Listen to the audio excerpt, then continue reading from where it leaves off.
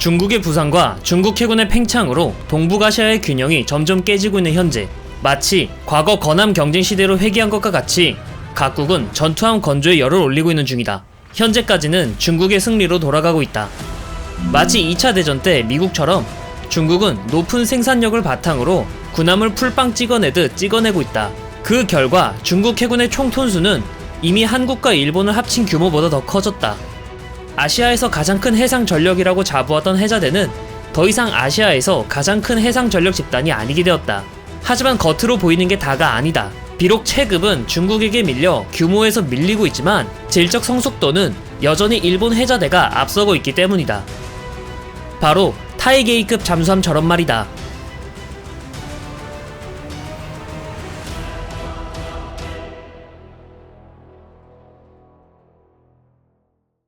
수상 배수량 3000톤, 수중 배수량 4300톤, 전장 84m, 어뢰 발사관 6문, 최고속도 20노트, 6000마력, 추진체계, 디젤, 전기 추진 방식을 사용하는 이 잠수함은 일본이 건조한 최신의 잠수함이다. 재래식 잠수함 중 가장 큰 크기를 가지는 잠수함으로 도산 안창호급 잠수함의 수중 배수량이 3800톤인 것과 비교하면 500톤 정도 더 나가는 크기이다. 언뜻 보기에 재래식 잠수함 중 가장 큰 배수량을 가졌을 뿐, 그래서 뭐가 특별한데? 라고 하면 특별한 것 하나 꼽기가 힘든 게 타이게이급 잠수함의 특징이다. 그도 그럴 게 무장 구성은 어뢰 발사관 6기가 전부고 디젤 전기 추진 방식은 우리 해군도 장보고급, 손원 1급, 그리고 최근 3척 모두 취역한 도산 안창호급 잠수함까지 디젤 전기 추진 방식을 사용하기에 특별할 것이 없기 때문이다. 오히려 비교하면 도산 안창호급 잠수함의 경우 재래식 잠수함인 주제에 VLS가 있어서 훨씬 눈길이 간다. 그래서 얼핏 보기엔 그냥 만들던 거 계속 만들었다는 느낌이 든다. 하지만 보이는 게 다가 아니다. 타이게이급 잠수함의 가장 큰 특징은 겉으로 보여주는 스펙이 아니며, 타이게이급 잠수함의 목적은 대잠전 및 정보 수집이라 목적에 걸맞는 내실이 튼튼한 잠수함이라는 점이다. 먼저 추진 체계를 보자. 잠수함은 일반적인 선박과 달리 수중에서 항행을 하기 때문에 외부 공기와 차단이 되어 있다. 그래서 물 밖에서 디젤 엔진을 돌려 배터리를 충전하고 물속에서 배터리로 전기 모터를 돌려 프로펠러로 추진하는 방식이다. 만약 배터리가 모두 방전된다면 수면 가까이 부상해 대기 중 산소를 받아 디젤 엔진을 돌려 배터리를 충전해야 한다. 이것을 스노클링이라고 한다. 은밀성이 생명인 잠수함은 이때가 가장 취약한 시기라고 할 수 있다. 물론 스노클링을 하지 않는 게 가장 최선이긴 하지만 원자력 추진 잠수함이 아닌 재래식 잠수함들에게 스노클링은 피할 수 없는 숙명이다. 그렇기 때문에 잠수함에서 배터리 용량은 은밀성을 얼마나 오랫동안 유지하냐를 말하는 척도로도 쓰인다. 타이게이급은 부피가 같을 때 배터리 용량을 극대화해 스노클링을 최소화하는 것을 컨셉으로 잡은 잠수함이다. 이를 위해 리튬 배터리를 사용했다. 잠수함에서 사용하는 배터리는 납 배터리를 사용한다. 스마트폰이나 노트북은 물론 최근에는 자동차에서도 리튬 배터리를 사용하는데, 납 배터리를 사용하는 이유는 2차 대전 때부터 사용했을 정도로 오랜 기간 사용한 만큼 납 배터리의 신뢰성이 높기 때문이다. 반면 리튬은 물과 만나면 폭발하는 화학적 특징이 있다. 반응성도 높아 공기 중의 수분과도 반응해 폭발할 수 있기 때문에 폐쇄되어 있고, 물속에서 작전하는 잠수함의 특성상 매우 보수적인 안전 기준을 가지는지라 안정성이 의심이 되어 지금까지 사용을 꺼렸다. 그럼에도 불구하고 리튬 배터리는 안정성과 저울질 해도 될 정도의 매력적인 특징을 많이 가지고 있었다. 가장 큰 장점은 충전 시간이었다.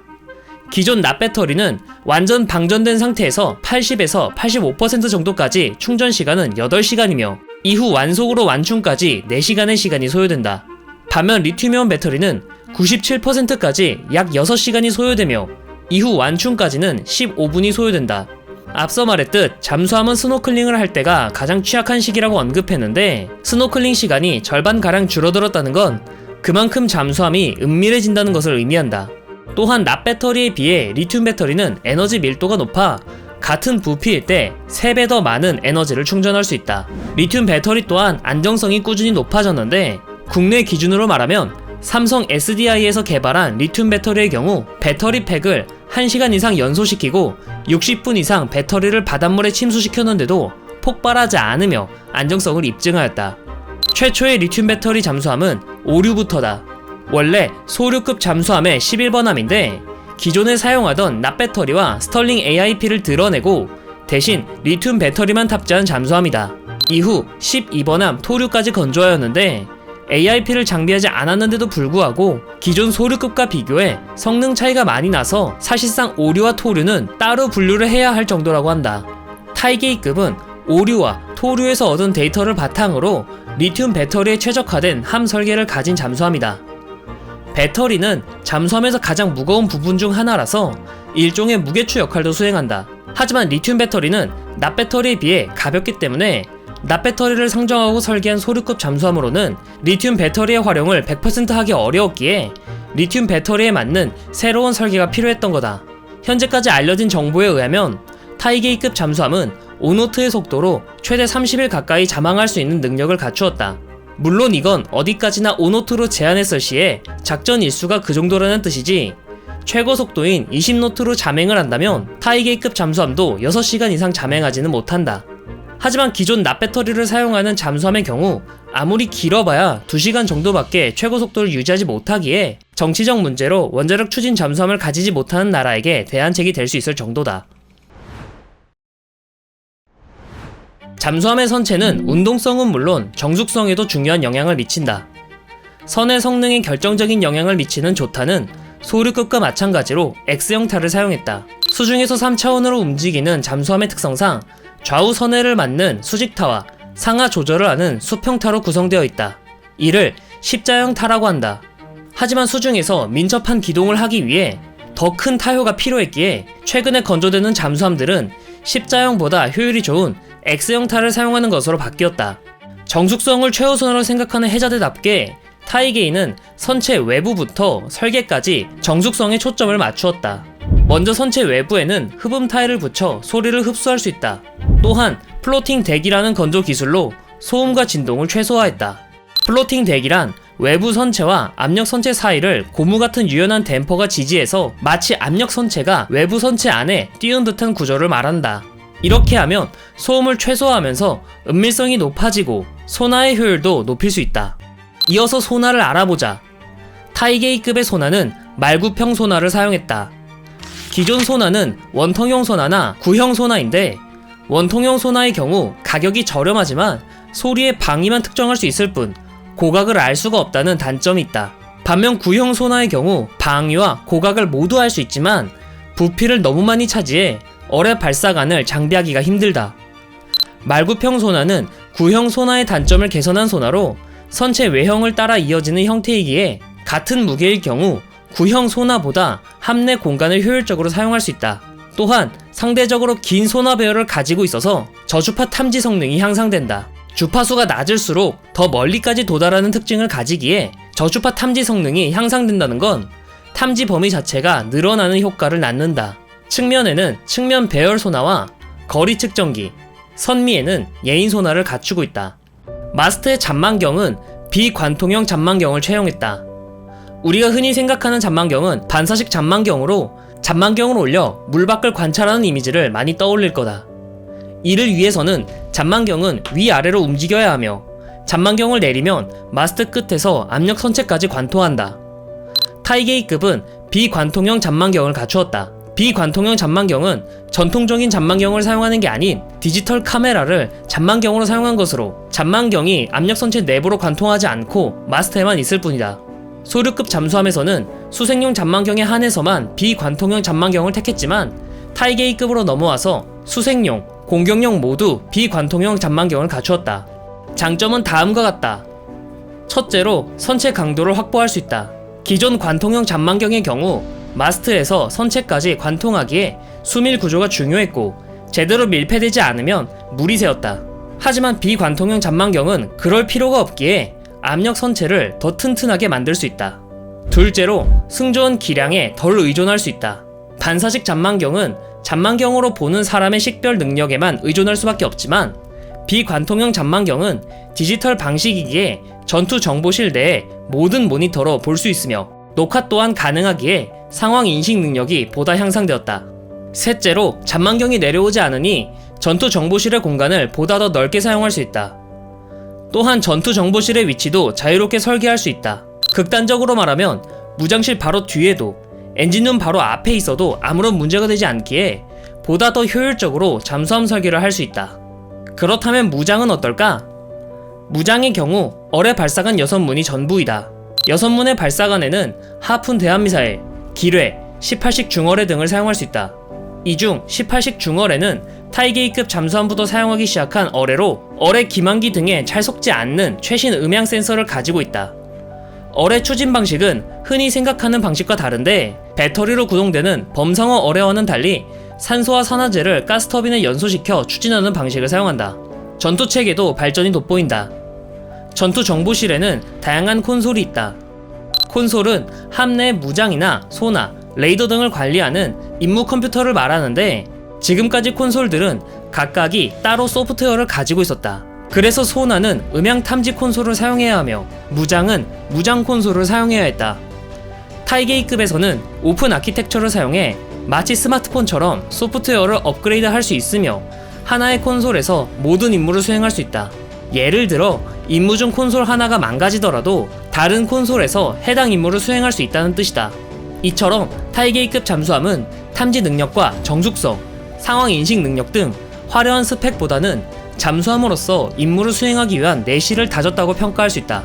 특히 탐지 능력과 정숙성에서 주목할 만하다. 정숙성이 좋은 건 단순히 적이 찾기 힘들다는 걸 넘어 자함 소나의 성능이 비약적으로 향상되기 때문에 해상 전력, 특히 대잠전에 목숨을 거는 해자대에게는 무장보다도 중요한 요소이다.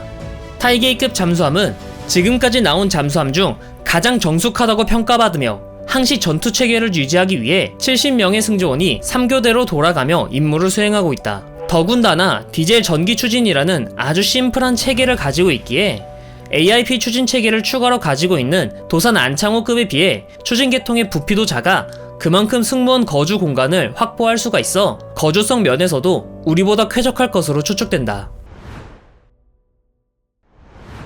무장을 제외한 도산 안창호급 잠수함과 타이게이급 잠수함의 가장 큰 차이점이라고 하면 납 배터리와 리튬 배터리, 그리고 AIP를 탑재하냐 하지 않냐일 거다. 납 배터리야 우리도 배치 2부터는 리튬 배터리로 교체하기에 사실상 AIP의 유무가 가장 큰 차이일 텐데 어째서 일본은 AIP 시스템을 채택하지 않았냐 라는 점이 큰 의문이다. 사실 앞에서 말했듯 해자대는 이미 소류급 잠수함에서 AIP를 사용한 경험이 있다. 하지만 스털링 AIP는 크기와 무게 대비 출력이 낮고 AIP를 사용하면 수중에서 배기가스를 배출해야 하며 그 배기가스도 일정 수심 이상에서는 수압의 영향으로 배기가스를 배출하지 못해 AIP를 사용하지 못한다는 치명적인 단점이 있다. 특히 AIP를 사용할 때 배기가스를 배출하며 소음을 유발한다는 건 정숙성을 그 누구보다 중시하는 해자대 입맛에 맞지 않았던 게 사실이다. 하지만 독일 및 한국 해군이 채택한 연료전지 AIP의 경우는 이야기가 다르다.